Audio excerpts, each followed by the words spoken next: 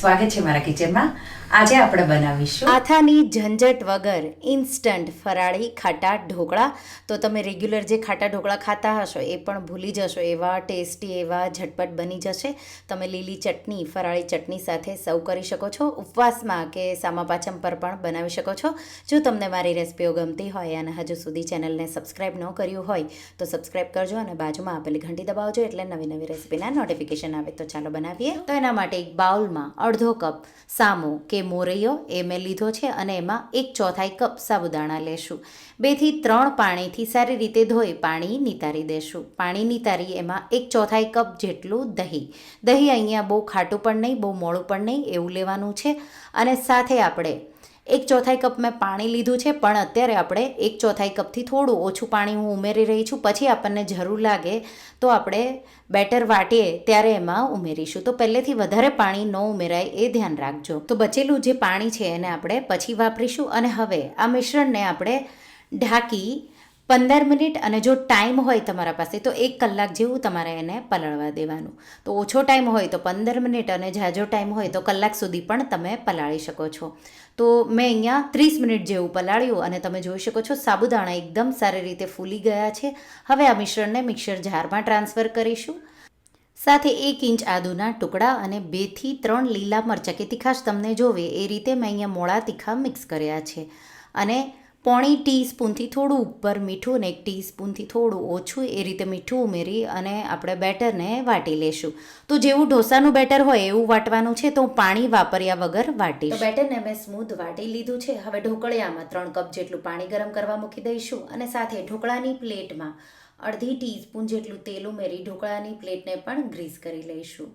તો બેટર મેં એકદમ સ્મૂથ વાટ્યું છે એને આપણે એક બાઉલમાં કાઢી લઈશું. અને 1/4 કપમાં જે પાણી બચ્યું છે એ રિન્સ કરી એ પણ મેં ઉમેરી દીધું છે.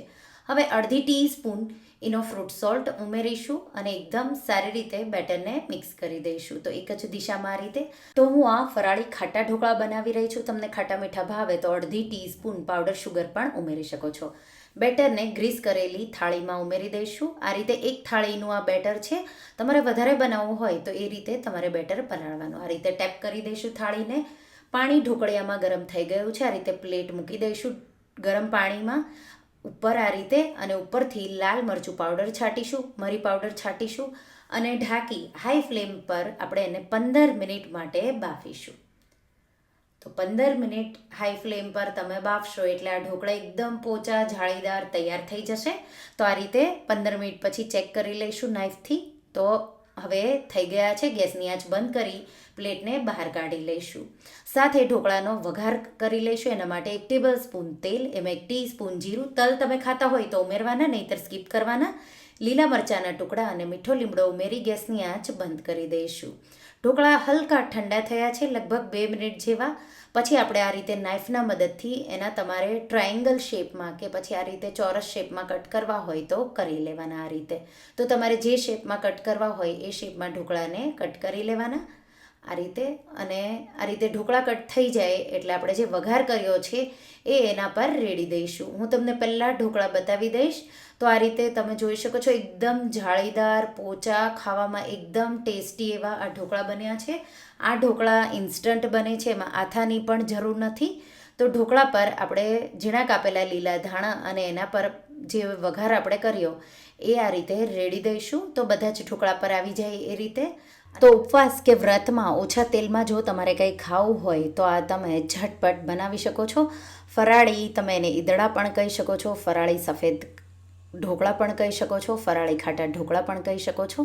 તો ચટપટી ટેસ્ટી એવી ફરાળી ચટણી સાથે તમે એને સર્વ કરો. તો રેસીપી એકવાર જરૂરથી ટ્રાય કરજો.